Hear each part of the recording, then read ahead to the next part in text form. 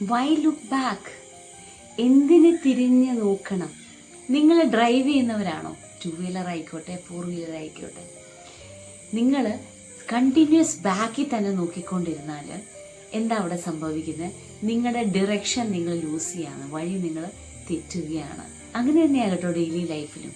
നിങ്ങൾ പാസ്റ്റ് മിസ്റ്റേക്സിനെ, റിലേഷൻഷിപ്സിനെ, ഫെയിലിയേഴ്സിനെ ഓർത്തുകൊണ്ടിരുന്നാൽ പതുക്കെ പതുക്കെ ഗ്രാജുവലി ആയിരിക്കും നിങ്ങൾ മുന്നോട്ട് യാത്ര ചെയ്യാൻ സ്റ്റോപ്പ് ചെയ്യുകയാണ്. ഇതിനെയാണ് റൂമിനേഷൻ എന്ന് പറയുന്നത്. Where your mind keeps on replaying the past.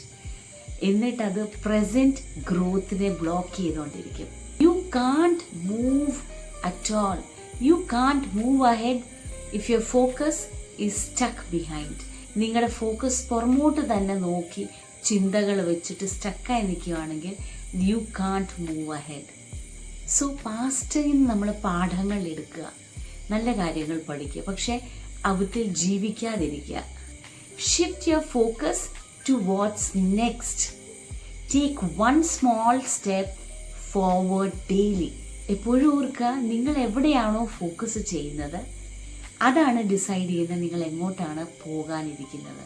That means നിങ്ങളുടെ നെക്സ്റ്റ് ഡെസ്റ്റിനേഷൻ നിങ്ങളുടെ ഫോക്കസ് ആയിരിക്കും ഡിസൈഡ് ചെയ്യുന്നത്. Follow me for more insights.